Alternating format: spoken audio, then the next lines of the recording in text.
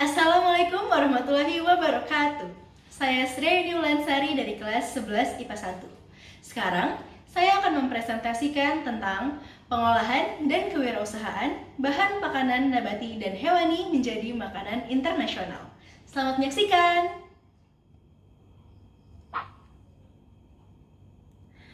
Pengolahan dan kewirausahaan bahan nabati dan hewani menjadi makanan internasional.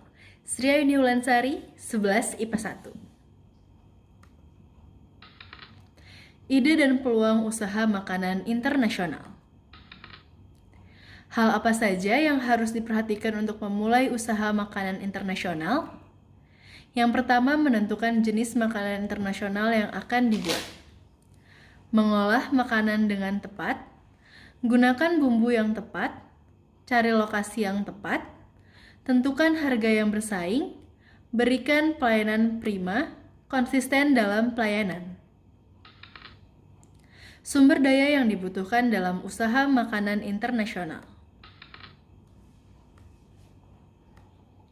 Faktor produksi alam, faktor produksi tenaga kerja, faktor produksi modal, faktor produksi kewirausahaan. Faktor produksi alam. Faktor produksi alam adalah segala sesuatu yang tersedia di alam yang dapat dimanfaatkan manusia untuk melaksanakan produksi. Contohnya, faktor produksi tenaga kerja adalah faktor produksi yang segala kemampuan yang dimiliki manusia, baik jasmani maupun rohani, yang digunakan dalam proses produksi. Faktor produksi tenaga kerja meliputi tenaga kerja jasmani dan tenaga kerja rohani. Faktor produksi modal. Faktor produksi modal adalah setiap benda atau alat yang digunakan untuk menghasilkan bahan, barang, atau jasa yang dapat digunakan dalam produksi. Faktor produksi modal adalah sebagai berikut.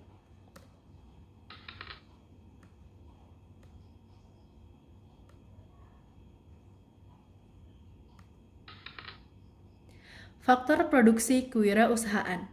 Faktor produksi kewirausahaan adalah faktor produksi yang perlu dimiliki oleh seorang wirausahawan dalam menentukan faktor-faktor produksi. Seorang wirausahawan harus memiliki keahlian sebagai berikut. Hal yang perlu dilakukan untuk membina kewirausahaan adalah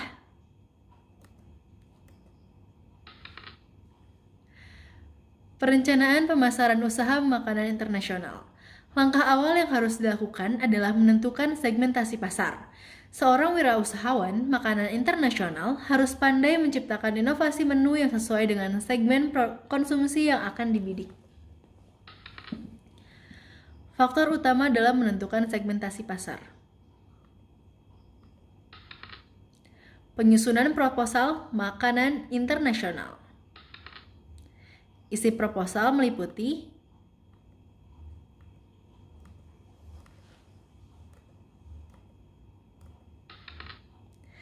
penerapan sistem produksi makanan internasional berdasarkan daya dukung daerah.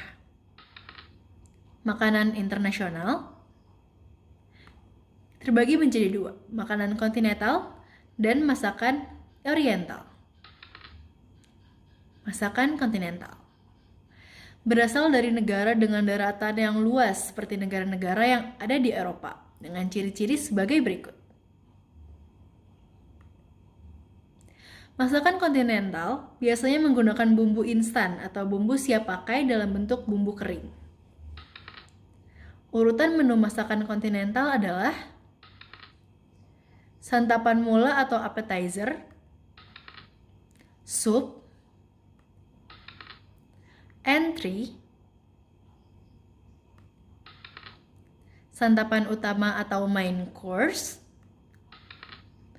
santapan penutup atau dessert, keju,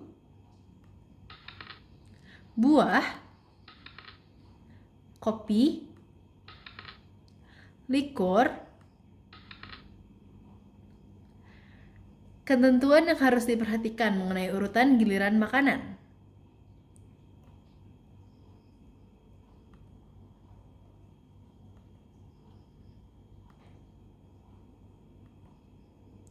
Saat ini, susunan menu makanan disusutkan menjadi 4 bagian, yaitu appetizer, soup, main course, dan dessert. Appetizer. Appetizer adalah hidangan pembuka yang disajikan dengan porsi kecil atau bite size, atau hidangan pembangkit selera makan sebelum main course.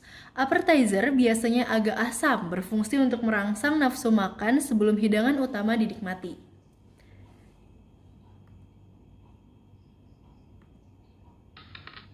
Main course. Makanan utama atau main course adalah hidangan pokok dari suatu susunan menu lengkap yang dihidangkan pada waktu lunch maupun dinner. Ukuran porsinya lebih besar dari appetizer. Disajikan lengkap, terdiri dari karbohidrat, protein, lemak, vitamin, dan mineral.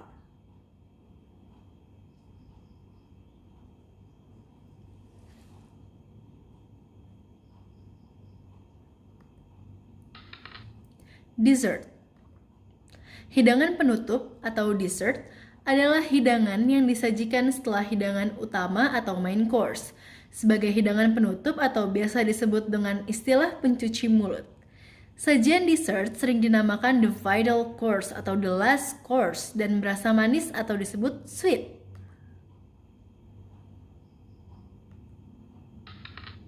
Pembagian waktu makan di Eropa. Yang pertama breakfast atau sarapan dari jam 6 sampai jam 9. Brunch di antara sarapan dan makan siang biasanya sekitar pukul 10. Lunch atau makan siang pukul 12 sampai 3 sore. Afternoon tea atau cemilan sore pada pukul 4 sore sampai 6 sore. Dinner atau makan malam pukul 7 malam sampai 9 malam. Dan super tengah malam, biasanya setelah menonton acara tengah malam. Jenis menu.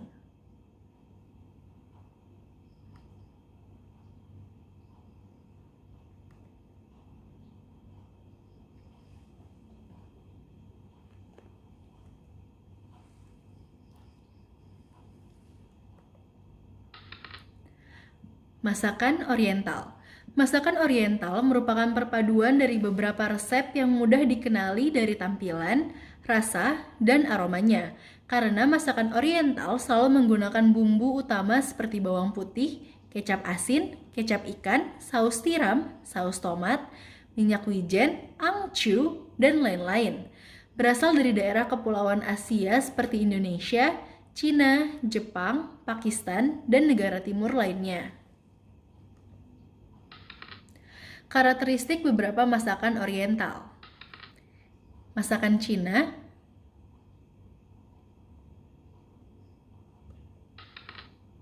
masakan Jepang,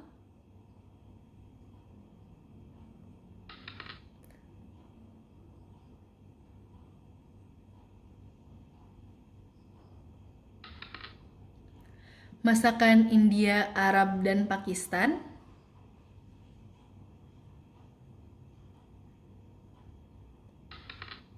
masakan Filipina,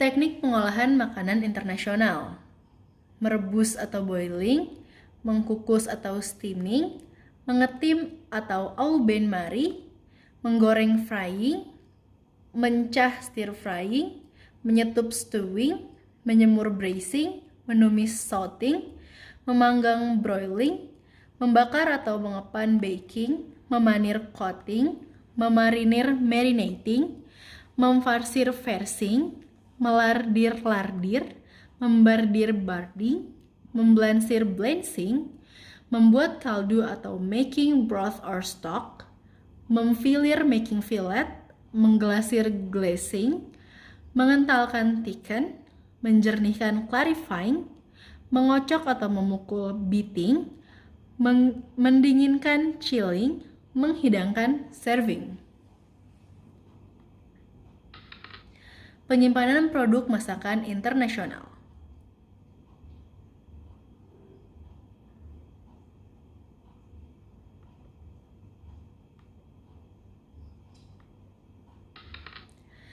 Bahan kemas olahan makanan internasional.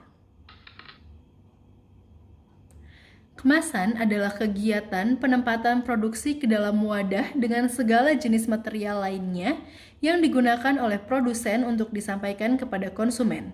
Kemasan yang dibuat haruslah dapat menjaga mutu produk hingga sampai ke tangan konsumen. Persyaratan fungsi kemasan.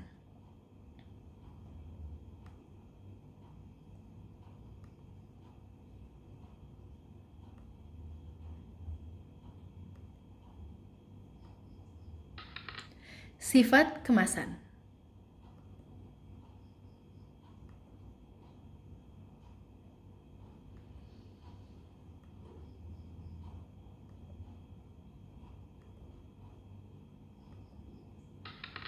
Penggolongan kemasan.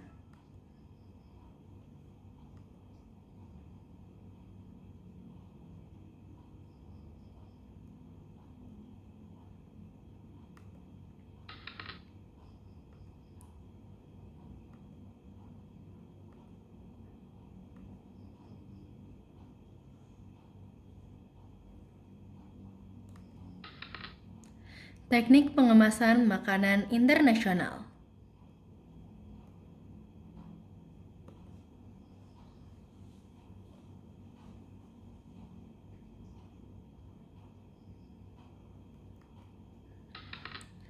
Menghitung titik impas atau break even point usaha makanan internasional. Di sini contohnya spaghetti. Apa itu titik impas? Break even point adalah suatu keadaan di mana dalam suatu kegiatan usaha, seseorang wirausahawan tidak mendapat untung maupun rugi. Agar titik impas dapat ditentukan dengan tepat, perlu diketahui hal-hal seperti berikut. Yang pertama, tingkat laba yang ingin dicapai dalam suatu periode. Yang kedua, kapasitas produksi yang tersedia atau yang mungkin dapat ditingkatkan. Dan yang ketiga adalah besarnya biaya yang harus dikeluarkan, mencakup biaya tetap maupun biaya variabel. Strategi dalam menentukan harga.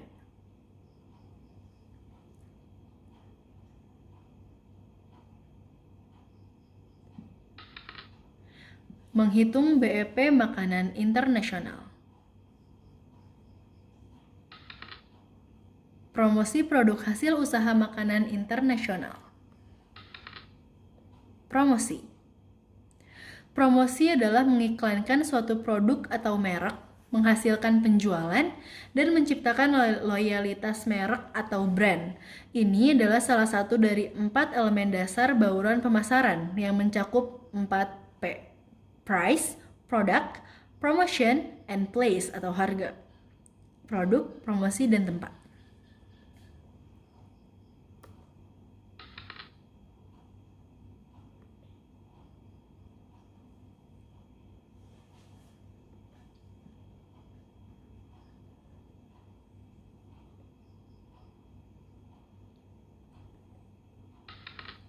Tujuan promosi.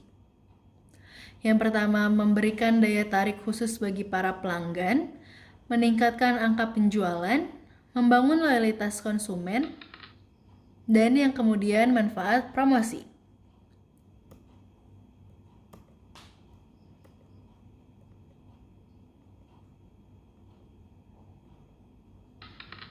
Sasaran promosi. Ada 5 kiat yang dapat membantu dalam melakukan promosi sehingga tepat sasaran, yaitu tentukan target pasar, tentukan tujuan promosi, buat isi pesan yang menarik, pilih sarana promosi, dan buat anggaran promosi. Teknik promosi.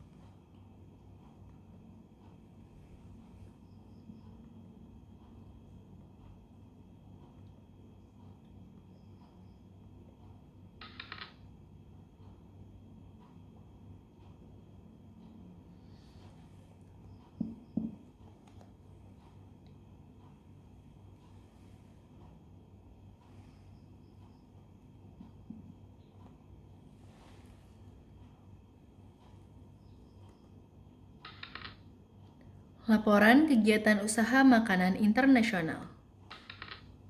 Apa itu laporan? Laporan adalah segala sesuatu, baik itu peristiwa ataupun kegiatan yang dilaporkan dan dapat berbentuk lisan ataupun tertulis berdasarkan fakta atau peristiwa yang terjadi.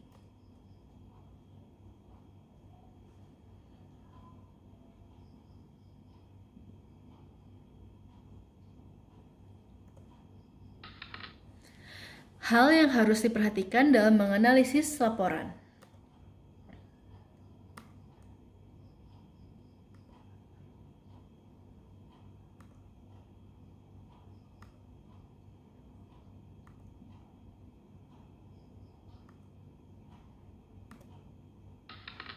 Sifat laporan.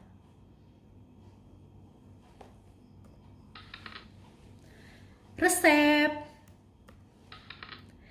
Ada resep Japanese chicken stick, bahan-bahan, dan langkah.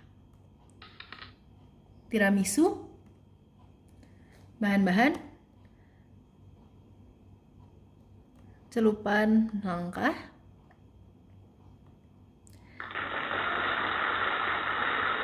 Sekian dari saya.